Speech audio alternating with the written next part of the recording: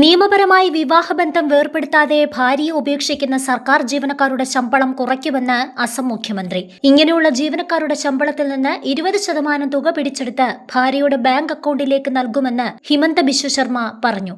സ്വാതന്ത്ര്യദിനാഘോഷത്തിന്റെ ഭാഗമായി ഗുവാഹത്തിയിലെ ഖാനാപാറയിൽ സംസാരിക്കുകയായിരുന്നു ഹിമന്ത ബിശ്വ ശർമ്മ.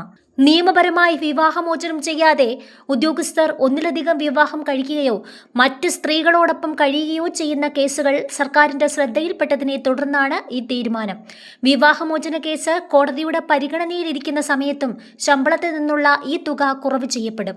നിയമ നടപടികൾ പൂർത്തിയാകുന്നതുവരെ ആദ്യ ഭാര്യയ്ക്ക് ജീവനാംശത്തിനായി കാത്തിരിക്കേണ്ടി വരുന്ന സാമ്പത്തിക ബുദ്ധിമുട്ടുകൾ ഒഴിവാക്കുകയാണ് ഇതിലൂടെ ലക്ഷ്യമിടുന്നത്.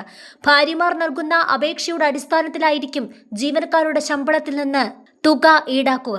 ഇതിനു പുറമെ സർവീസ് ചട്ടങ്ങളും നിയമങ്ങളും ലംഘിച്ച ജീവനക്കാർക്കെതിരെ മറ്റ് നിയമ നടപടികളും സർക്കാർ സ്വീകരിക്കും.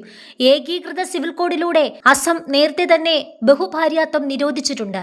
ഭാവിയിൽ സ്വകാര്യ മേഖലയിലെ ജീവനക്കാരെയും ഇതേ നിയമപരിധിയിൽ കൊണ്ടുവരുന്നതിനായി പുതിയ നിയമനിർമ്മാണം നടത്തുന്ന കാര്യം സർക്കാർ ആലോചിക്കുന്നുണ്ടെന്നും മുഖ്യമന്ത്രി സൂചിപ്പിച്ചു.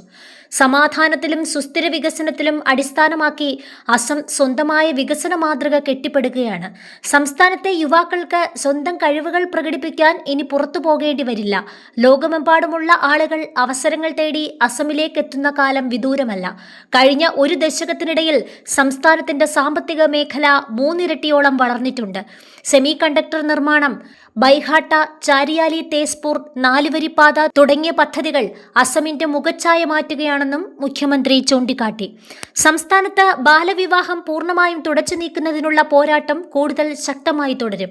അസം പോലീസിന്റെ എമർജൻസി 112 സേവനങ്ങൾ കൂടുതൽ ആധുനികീകരിക്കുന്നതിനോടൊപ്പം MLA ഫണ്ട് വർദ്ധിപ്പിക്കൽ, ഗുവാഹത്തി വിമാനത്താവളത്തിന് സമീപം പുതിയ സാറ്റലൈറ്റ് സിറ്റി തുടങ്ങിയ പദ്ധതികളും പുരോഗമിക്കുകയാണെന്നും ഹിമന്ത ബിശ്വ ശർമ്മ പറഞ്ഞു.